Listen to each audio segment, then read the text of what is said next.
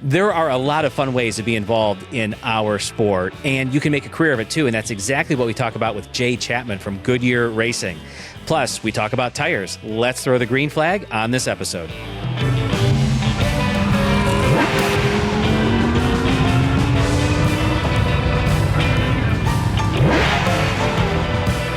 Well, as I mentioned, Jay Chapman in the Atomic Autosports studio. It's great to have you on the Late to Grid podcast, Jay. Oh, thank you for having me. It's great to be here, Phil. Yeah. So when there's a story about how I met a guest, I like to share it. And Jay and I got together because of a really cool project. It was the Goodyear Club Spec Mustang build that happened between Strano Parts, SCCA, Goodyear Racing, Atomic Autosports was involved. There's a couple other companies involved as well. But it turns out that I had met Jay's father years before this when my daughter raced karts, and Rick Chapman, Jay, your dad, very well known in the karting community, especially the vintage karting community. And I'm going to guess you got inundated with racing karts. That's how you got started in this crazy sport. Yes. Yeah. Started at a very young age. Started with a 1972 Margay Lynx with a McCullough 49 on it, and just kept going every year since. I've really backed off in the last few years since having a couple boys, but karting was great for us. Some of the best times at the track with my dad were, going to Mid-Ohio, Daytona, just traveling around Granton, just really thankful for karting. It's where a lot of people get their start, and it's just, I call it the purest form of motorsports. I still love hopping in a kart. When was the last time you had the opportunity to drive a kart? Oh, man. Well, the first time recently, it was a rental kart, but it was at Quaker City's new kart track. I was fortunate enough to have my boys take their first laps solo there. So we did a little lead follow, which was the highlight of the day. Being on track with my boys, 5 and 9, was amazing. So that's the last time I was in a kart competitively. We ran Mid-Ohio a couple years ago in a setup and piston port, and had a great time. That's awesome. What was your favorite kart track to run at? It's still Mid-Ohio. I'm watching what's going on in our industry with a facility just down the road from us. And I watch, good friends of mine, such as yourself, Dan Dennehy, and watch what you guys are going through. And I couldn't imagine losing Mid-Ohio. It's been there, the history behind it. And I'm such a fan of the gentleman of the sport and what Jim Truman did to build that, and the red roofs that are there now. It's incredible. And I couldn't imagine going through what's happening. But on a positive note, the time that's been spent with family and friends at Mid-Ohio is like no other, and to be able to jump in my truck at any time and take my boys is great. Yeah. So you think the boys are going to follow in the Chapman footsteps of kart racing? 1 out of 2, I think, is really into it, and that's great. The older one, why he's enjoying it, I think his passion's other places, and that's great. I appreciate that very much. The younger one is flat out, though. He's going to be the wild one, and that's great. So he really enjoys it, and he loves working on it, and he knows what a Goodyear sign is when we're driving down the road, and he knows what, loves to watch racing, and doesn't matter what kind of sport, what kind of racing's on, he's with me watching it. Oh, that's great. So I am going to come back to karting here in a little bit, but let's talk about your progression from karting into cars. You then went with NASA, right, as your first on track. All right. What did you do with NASA? As life changed and just started progressing and looking to move out of karting into cars, had a friend who had an Acura, said, let's go, why don't we go up to Putnam Park? So did the HPDE with that and enjoyed it. It was great. And at the time, my dad worked for General Motors down at Lordstown, and it's kind of the liaison between the plant and the pro Grand Am teams, and said, let's see where we can go from here. Then we started going to Grand Am races. So did a very, very short time in NASA, but actually was did tire work for the team while I was there, and kind of just enjoyed getting the atmosphere, Sure. Um, so on track activities, have you been behind the wheel competitively in the last couple of years? Just the club spec Mustang. So, and then the one time race in the kart. So I've enjoyed transitioning into the business of motorsport. I do miss the driving, but when we're at the track and seeing the success of our customers, even the success of the club spec Mustang, just being there and going through the effort that everybody involved went through to have a successful, fun weekend, that's kind of a win in my book. Oh yeah. I love this quote. I tend to say it on every episode. Surin Kadapali, a previous guest, guy we race with, says you have to find your joy in motorsports. And that could be behind the wheel. It could be, with a clipboard at the track, helping out, whatever the case might be. If we find that joy, we're going to love doing what we love in motorsports. So you mentioned you miss it. What do you miss about being behind the wheel? Probably the serenity of just hearing the engine and just driving and nothing in your head. That part I really miss. As you know, in a go-kart, when you're at full tilt and it's got the harmonic sound to a 2-cycle, that's unlike anything else. So I do miss that.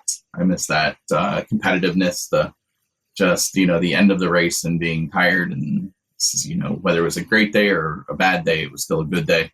So yeah, I miss that aspect of it. Yeah, there's nothing like putting the helmet on. And I like to say, when the helmet goes on, the rest of the world goes away. You got to be 100% focused on what you're doing with that helmet on. And it's just, you're one with the cart, just dancing it around the track. If you haven't done it, listen to what Jay's saying. It is super enjoyable. Even if you're just in an indoor rental cart, go do it. It's a blast. Yeah, there is nothing, and being able to put your phone down and just being able to put the helmet on and, just blocking out the world, just knowing that it's corner to corner and, lap time and just focusing on that. It's definitely calming. Oh, absolutely. Before we go from karting and some of the other things into NASA and your work in motorsports, is there something that you learned through karting that you apply to life and perhaps even your career today? A lesson, an idea, advice? I think it's more the organization, the work that has to go in to the race or the event or the weekend, whatever it is that you're going towards. The work that goes into it pays off once you get there. Whether it's a trade show, whether it's a race event, whether it's the Club Spec Mustang project, whether anything that you put yourself into to be successful, it's all about the work ahead of time. The work once you're there should look effortless. Oh man, I like that. That's great advice. Awesome advice. All right, let's talk about your progression in motorsports. Coming out of karting into NASA, and then was the stuff with the Grand Am series and Team Salem, was that next? Kind of. We started doing the NASA stuff and with my dad out of Lordstown and being kind of the connection to the motorsports with the ST class with the Cobalts, as they used to produce the Cobalts in Lordstown, the Cobalt teams. He kind of got to know some and would go to the track and, got me a volunteer position and, did a weekend warrior event with a team based out of California with Tom Lepper, who still races in SCCA, and got to do dead man underneath the fire, underneath the fuel rig, and help out for 6 hours at VIR. And that was my first experience. It was doing it for free and sweating in a fire suit, and, but it was cool. I was part of the action, and that was awesome to be on a team, to be involved. And then that relationship kind of evolved. He said, why don't you come help at another event? So we went out to Utah Motorsports Park. And ironically, right before that, in the Akron Beacon Journal, there was a help wanted ad from a race team in North Canton. So that Tom knew the Nana makers and was kind enough to introduce me out in Utah, and it evolved from there. No kidding. Wow. So for the younger folks watching, yes, help wanted ads used to be in the newspaper. We didn't have Indeed and ZipRecruiter, Google Jobs, correct, all that stuff. Yes. So no LinkedIn and and all of that. Yeah. So yeah, exactly. And that relationship, I'm very thankful to the Nonamaker family. I enjoy the fact that I was trained and worked underneath the gentlemen of the sport, Will Wayne, Joe, Chris, that family. The lessons that they taught me in motorsports still pay off today. So motorsports is such a unique business, unlike a lot of businesses out there. Their ability to teach a lot of how to go about things was huge. Very thankful. Yeah. Do you think you would have followed a career in motorsports if your father wasn't so involved? I don't think so. I don't know. Yeah. Because I've done it for so long. Everybody says I don't know anything else, and I really don't. I've made the transition into a corporate position in Goodyear, which is great, but motorsports is such a unique, different business to be in that I don't think, I don't know. It really is all I know. So I appreciate it and very thankful to be able to make a career out of it. Oh yeah. So let's talk about what you did with Team Salem a bit. And the first question I have with that is, what's it like being on the road with a Grand Am team, traveling from city to city, track to track, dealing with what happens at the track, and trying to prepare for the next weekend? What was that like? It was life lessons left and right. From the first event down in Daytona, where we only were able to do a few laps, and unfortunately we lost an engine. So that was my first 24 hours experience, was probably 24 laps, I believe it was, which was very unfortunate, to the highest of highs of us winning at Laguna Seca in RX-8 Mazda with Dane Cameron and Wayne driving. That was awesome. But we had other things that happen on the road. You go back to back from like Montreal to New York, and you set up in a hotel parking lot and watch the team prep cars, or you have incidences like a trailer that came off of a hauler one time and went downhill, and having to adapt and deal with any type of problem like that. It was cool. It was very, very surreal at times. And for the Rotary fans listening and watching, that was the last time that Laguna Seca win you mentioned was the last time a Rotary engine won a professional race. Was it? That's what I understand. Yes. Oh, very interesting. Yeah. And if that's not right, then my sources are wrong. But I was unaware of that, but very cool bit of history there. Put that on the resume. Yeah. No, very cool. And then after Team Salem, you moved into MX5? I did. I moved into the MX5 Cup program, and very, very thankful for Glenn Long, who was a great Freedom Autosport, was a great partner of Team Salem. We worked together on a lot of at-track activities. We shared pit boxes for many years.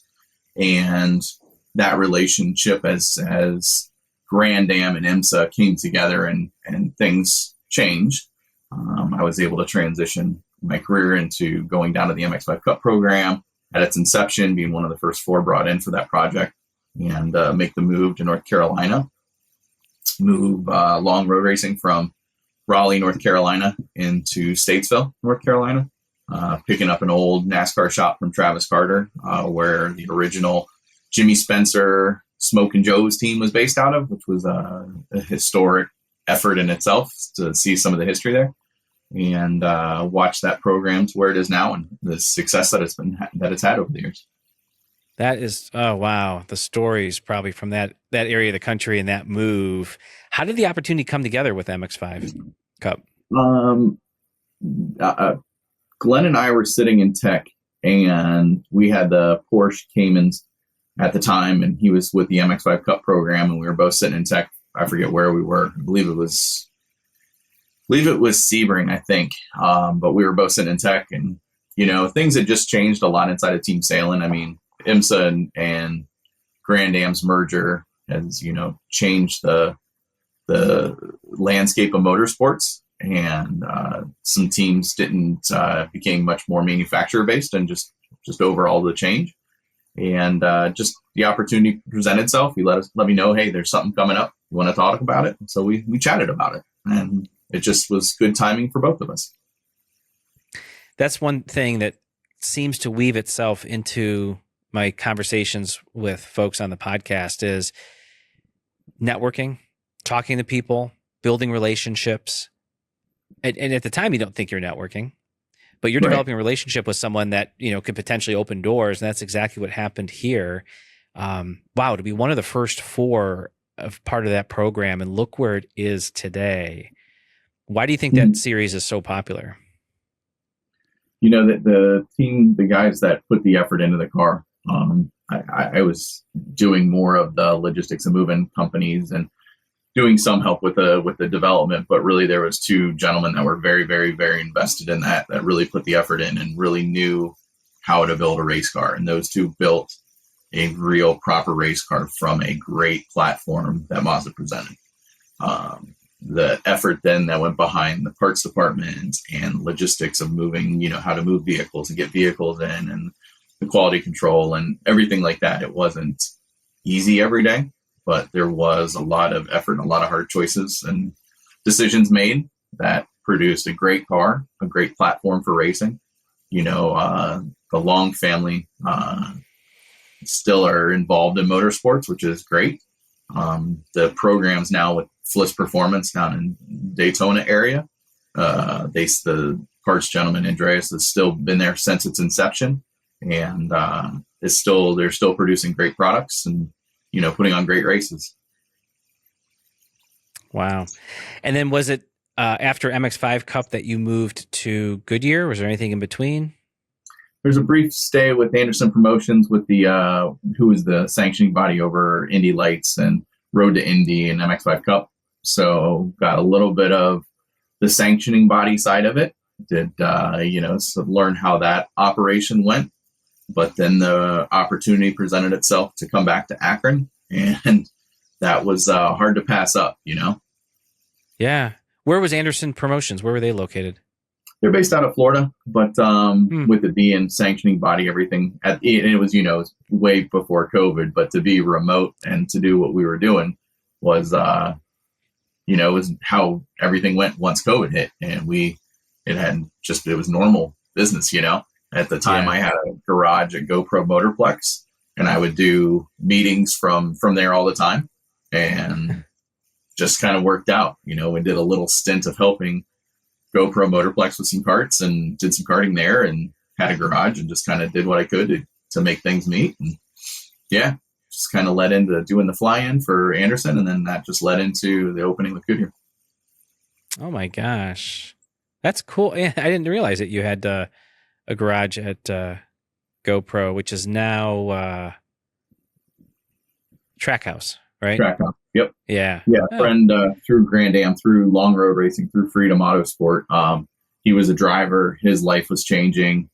We happened to know the right people and just said, let's transition this to me while he's leaving. So I was able to get in there with, being down there. And then as they transitioned out of one cart to another cart, I was able to help with, I don't want to say production, but assembly of the new fleet that came in. And then that fleet had some challenges. So we were able to help correct some of the problems with the carts and keep them alive for a while as they transitioned into even another brand of cart. So just kind of helped make things meet at the right time and gave me something to do. And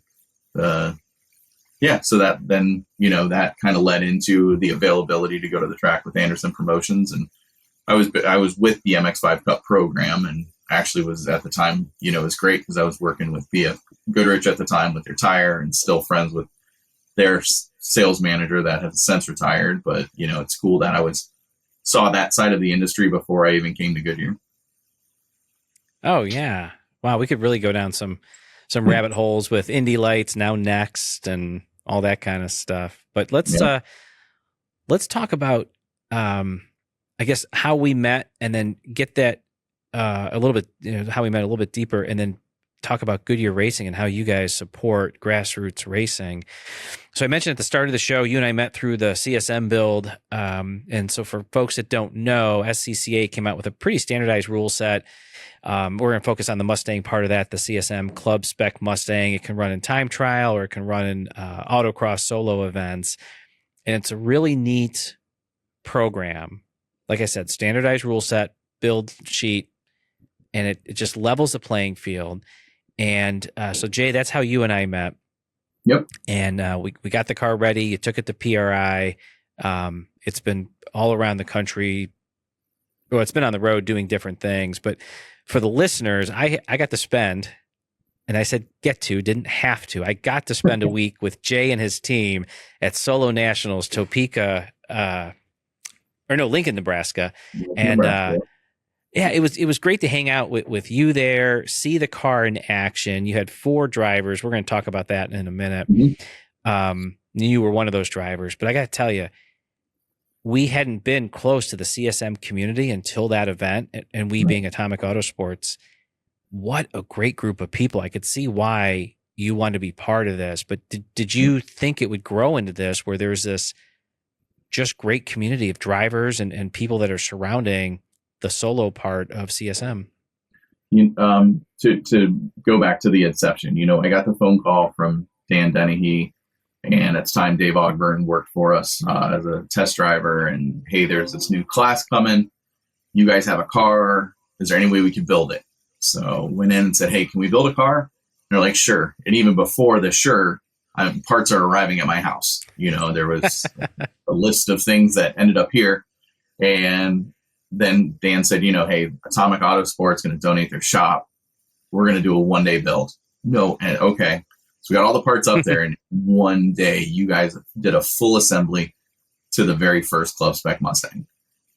That was cool. So we have the very first car ever built to spec, and we took it to PRI, got to show it off there. We got to show it off. We were the first on track at the Proving Grounds in Akron, got to showcase the car there. And then that little bit of time then built into us going to the Solo Nats. We went from playing at the Proving Grounds to the Super Bowl for the Solo Nats, and very eye-opening. But yes, what a great community of people that drive these cars, that showed up, that were enthusiastic, that we were there and just enjoyed our participation. And that's what we did. We participated. We definitely got to see the skill level that was out there, which was awesome. But that's exactly what we wanted to do. We wanted to come and be part of the crowd, understand their enthusiasm, their how much they enjoy it. And it was a great experience. Yeah. Seeing your team, and let's talk about who you had in a second, but everybody on the team got faster, got quicker. Each session you were learning, people were giving you tips on what to do, different things during Solo Nationals. So who did you bring to be on the team with you? Well, let's start with the ladies. We brought Nicole Stout, who is our sports car designer inside the race division. She's trackside, great relationship with customers, great support, designs all the race tires that are used on sports car here in the U.S. Came from Soapbox Derby. Did a couple track days with Mid-Ohio School that a partner was able to bring her to. So she got to do some laps there and then straight into the Solo Nats. We also brought Stephanie Anderson, who is a B-Spec racer. Family makes a living out of motorsports with X Factor Racing, and was just a really, really good fit. Her and Nicole have worked together over the years with B-Spec. Just a great person, fast in B-Spec, top 5 all the time, always in the front. So it was a great, easy selection when they said we needed a pro driver to come with us. So she came up and supported that for us. And then on the gentleman's side, we brought Noah Feldstein, who's the actual designer behind the Supercar 3 tire. That's the spec tire on the Club Spec Mustang. Current autocrosser, has a Mazda that he races, and was a perfect fit when we said, hey, we've got this, plan to go to the Solo Nat. You want to go? So he raised his hand and said, yeah, let's go. So that was great. And then myself, since, since we put together the program, we had the car, figured I was the perfect tire warmer, so I'll go first. And it was it was very eye opening. It was a lot of learning, a lot of meeting the membership, a lot of fun. Yeah, it certainly was. It's a long week, but it is fun. And folks listening, if you've not been to Solo Nationals and autocross is your jam, you got to get there. Even if you just want to go and spectate and see and learn, but it is racing during the day and it is a party at night. One thing I wanted to bring up. Go ahead, Jay. No. It was a very, very fun atmosphere to be in. I think that was the biggest takeaway from it, is that there are a lot of people there having a lot of fun. And that's not always the case in motorsports as a business. So it was great to see that. It was great to participate in that. Yeah, for sure. So from the minute, so it was Matt and myself from Atomic Autosports, we rolled in Monday.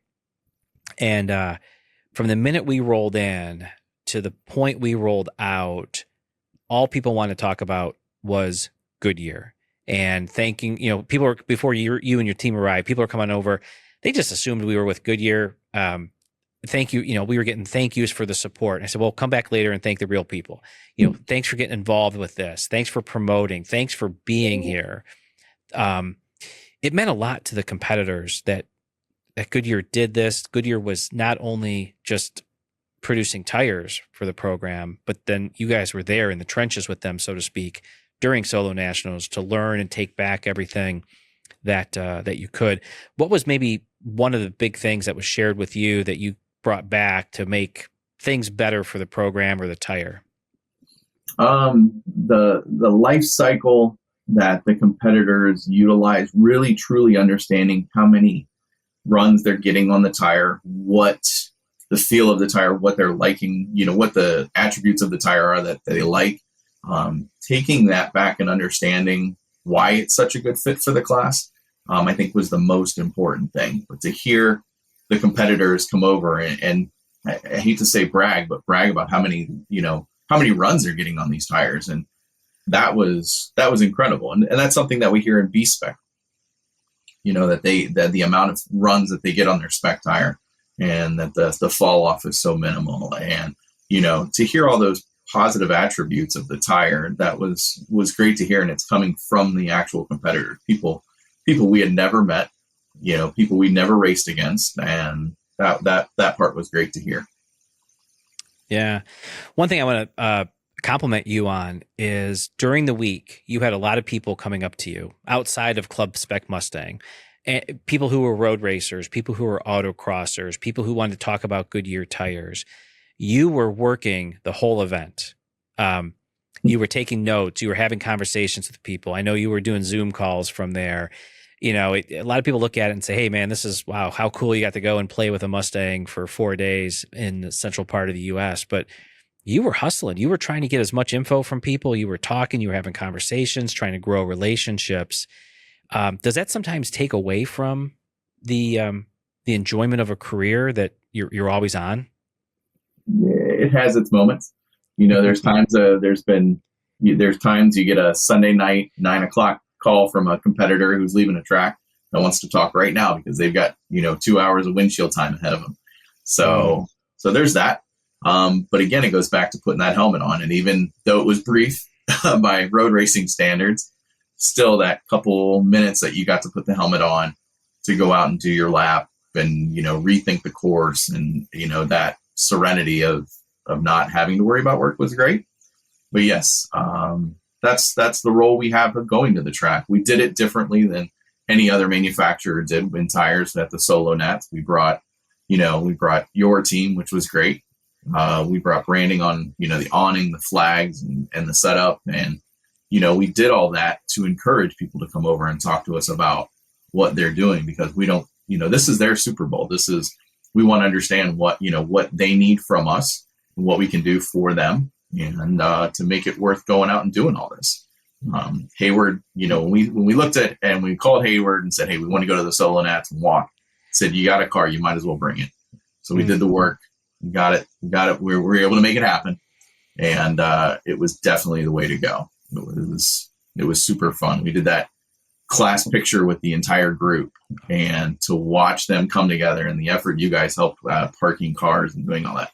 Something like that doesn't organically happen very often, but the enthusiasm inside the group, it was just awesome. But it's moments like that the work then becomes secondary, and it's worth doing all that because of those type of moments. Yeah. So for the listener, this Club Spec Mustang is known as the Yellow Submarine, yellow with blue graphics. Jay, what's next for that car? We are in the process of some investment, additional parts and pieces that are required. The locking diff that needs to go in the back, because that would have helped us out a ton. At the Solo Nats, 4-point harness, some seats. I'm going to go visit track first here relatively soon and get some parts and get some safety equipment moving forward. And yeah, I think we're going to go to level 2, and I think we're going to try some solo stuff, some solo stuff with it. We'll do some track days and hopefully utilize it for some other projects inside of Goodyear. But we've gotten the go ahead for some investment, and should be closer to a track day car than it is now. So it's all positive. That's exciting. All right. Well, let's talk a little bit more about Goodyear Racing. And that's your full-time job. You work with Goodyear Racing.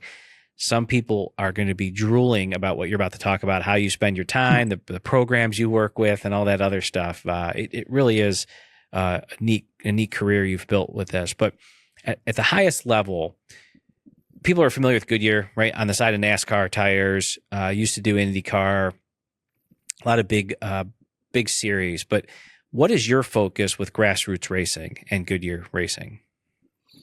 My focus is on the vintage market inside of sanctioning bodies, HSR, SVRA, VSCDA, these vintage groups that are continuing our legacy with Can-Am cars, Indy cars, classic NASCARs, these vehicles that were on track, vintage Trans Am, vintage F1, classic representations of different periods of time that Goodyear was heavily involved in.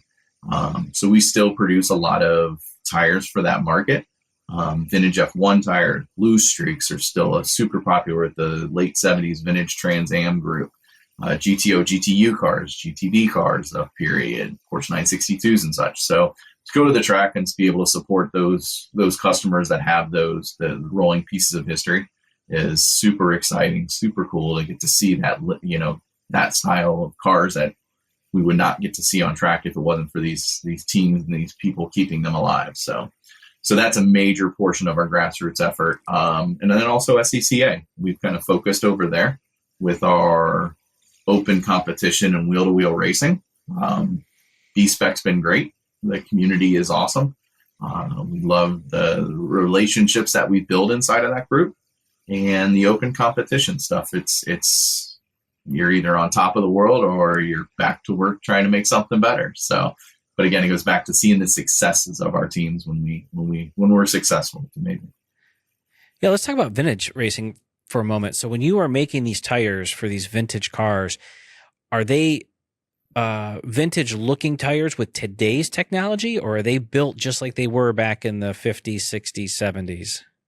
No, they've definitely progressed over the years. There's the look may be the same. With our vintage blue streaks, for instance, they're still inside the mold where the blue streak used to be put in. The letters are still sprayed on white on the side of the tire to keep that vintage look to them. But no, the chemicals and the materials, that's progressed over the years. And as the racing has changed, we've adapted the product to, more style sprint racing. Sometimes heat cycles are more important. Sometimes speed is more important.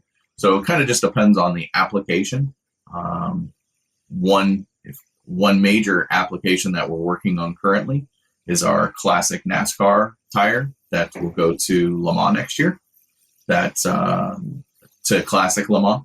So over the July 4th weekend, Classic NASCAR is going to be a premier race event at Classic Le Mans. So there's a group of cars from the US going over there and a group of cars from over there going to participate. That tire, we put a lot of newer technology in with that vintage look. It'll have the white lettering. It'll be very throwback styling of period for a lot of the cars. So that's a very exciting project we're working on currently. And if I remember correctly, tires like that are handmade, right? Everything produced in Akron is still predominantly handmade. You know, there's some automation, but not a bunch. The tires still have the tag inside that says proudly produced by, and then the builder of the tire, which is great to see. And yes, we can go right into our factory here in Akron, go downstairs, go see the tires being produced, watch them go through all the different processes, whether it's assembly, curing, final finish, watch that final product, you know, be placed on the trailer and go to the track. So it's very, very neat that still is made here in the States and is so hands-on. Very cool. You know, tires are arguably the most important part of the race car because it's what comes in contact with the ground. It's transferring power for acceleration. It's there for grip for turning, braking. So the listener has a lot of tire questions. So what advice would you give to someone that's involved in grassroots motorsports, whether it's road racing, time trial, autocross, as they go to select a tire that they need to compete on? What is your focus? Is it just, are you at the stage where you just want to turn laps? You just want to be out competing? I know we all want to win, and that's great, but sometimes winning needs to be secondary. Sometimes just getting racecraft under you is the most important thing you can do. And there's racecraft that you get from a track day, a twilight, some type of HPDE day. And then there's racecraft when you're actually out there racing and competing, and maybe not running up at front, maybe running in the back. And multi-class racing presents its own challenges. So maybe find what your goal is, and kind of whether it's, I got to put a lot of heat cycles on my tire. My budget right now allows me to go out and just turn laps and get, be out there, be participating. So maybe a certain tire is better for that application. Or is it speed? Is it I'm bolting on stickers every time I'm out because my goal is to win? So there's that aspect of it. Or there's the support. Maybe you're at a stage where you're searching for maybe that little extra tenth, and having the trackside support of tire temps and having the conversation with the engineers of what changes can we make to optimize the performance of the tire can we make. So sometimes the support is a higher value to some than maybe that extra tenth, because you're going to be able to develop and optimize the tire just on the car in order to achieve that extra speed you need. One thing that you and Nicole had shared with us at Solo Nationals was some interesting perspectives on tires. And one of them that I still think about all the time is when racing in the wet, you want to fill it with dirty air. What did you mean by that? Well, you want to be able to hold and produce as much heat as possible. A lot of people will go out and they'll purge all their tires and in hot conditions, and that's a great idea, whether it's karting or whether it's big cars. That's a great step to do. If you're overinflating tires, if they're gaining more than you expected, doing that consistent application is great. When it comes to rain racing, it's a different application. You're constantly having water pull heat out of the tire. So anything you can do to keep that tire warm helps. So having a humid atmosphere inside the tire to help generate the heat. It's just one of those small steps that's easy to do, but it just helps a little bit. And that's, just every little bit counts. It's just optimizing every aspect of the race car, and it's just one little step. Folks, if you were to hang out with these Goodyear folks for even half a day, your mind would go boom, because all the little things that you never think about, tires, this is what they eat, sleep, and breathe. Jay, when you go to events and you see folks, let's say amateur racers, grassroots racers, what's the biggest mistake they make with tires? Lack of consistency. I don't care what you're racing in. If you mount the tires with something like a soap that we don't suggest you do, but if that's your process, do it every time. Instead of we suggest using a paste, something without any type of water in it, something that doesn't help introduce oxygen inside of the tire. But if you consistently are doing something, consistently do it right and do it consistently every single time.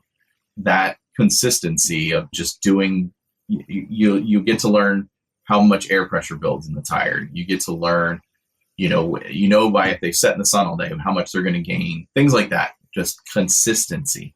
And sometimes you just don't see that. Sometimes it's all over the board, and you can see that they can't predict what's going to happen. So that predictability of consistency is good. Wow. Yeah, something so simple. A lot of people probably don't even think about it. So folks, if you're taking your tires to get mounted and balanced at a shop for your racing purposes, you probably want to ask them, what are they using for lube? So there, as Jay mentioned, there's some shops will use a Dawn and water mix. Some shops will use a specific paste that gets put on. So Jay, the paste is the better way to go?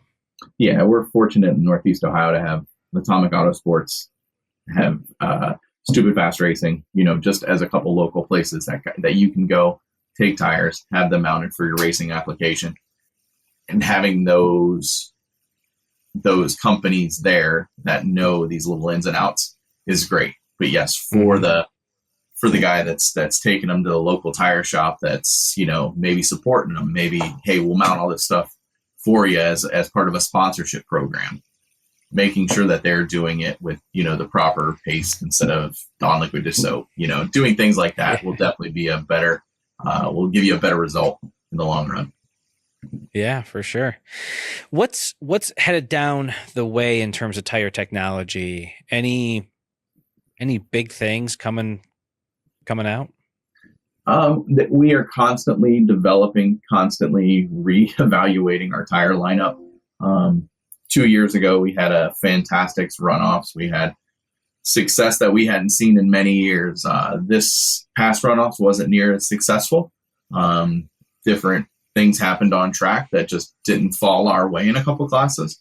And that's okay. That's racing. But that also drives us to go back to the drawing board and relook at our entire lineup and say, where can we make gains? So, we currently have multiple tests planned. The SCCA Super Tour has went through some changes in scheduling for the next year. So that has presented us some time to evaluate some products. And so we're going to take advantage of those changes, as hard as they are sometimes to watch these changes inside of SCCA happen.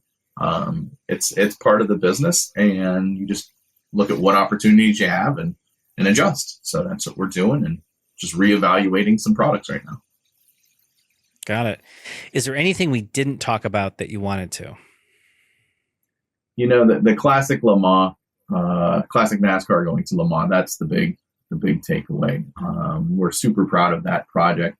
HSR, John Doonan, really put a lot of effort behind this growth of the sport. To see those cars on track is amazing. To see an old Dale Earnhardt car or Tony Stewart car, to see these old representations of Richard Petty on track, and to see gentlemen buying them and restoring them and getting them back to a condition that probably was as good as they were when they were raced in, period. And then still being able to enjoy them and see the different eras of cars. That's big. And to see that grow to a global level so quickly is incredible. How do folks learn more about that? What's happening with Classic Le Mans? HSR.com is going to be the best place. There's a lot of effort going in there. I'm sure as we get closer to the event, it'll be on Racer. IMSA and HSR do a great work putting out on social different partnerships that they gain, what's going on. It'll be very neat to see on a global level, to see what cars are out there in the eras, and to run in Le Mans with a car that, you know, hadn't raced there in years. It's amazing. Oh, for sure. And if folks want to learn more about Goodyear racing and tires in general, where do they go to do that? What do you recommend? RaceGoodyear.com. It's a site that's been around for a while, but you can click through and get to our catalog in there. Also, Goodyear Racing on Facebook, Instagram. A lot of efforts going into our social program, which is great to see. We've brought in new talent that is working all the time to increase our exposure with motorsports. Luckily, one of our social media managers is from the amateur side of racing. He's big in the NASA group and came to us. And it's just been great. All right, last question. Yep. Think back to the karting days. Were you ever late to grid? Oh yeah. How come? Last minute changes, did a last minute, let's, we're watching the weather. Let's make a quick change, whether it was, I believe it was a clutch change, something late, but, as road racing starts with, the standing flag, we had to start from pit lane and had to make our way through. There definitely was but it was worth the change. So, but yes, I have been late to grid probably more than once. Well, I do appreciate the honesty. Jay, it was great having you on. You covered so much stuff. We could probably talk for another 3-5 hours for sure. So we'll have to have you on again, maybe after Classic Le Mans. We'll hear all about PRI as well as what happened overseas. But thanks so much for sharing your journey, sharing insights into tires and Goodyear. No, thank you so much for having me. This was great. It's been great working with Atomic Autosport, and definitely look forward to more adventures down the road with you.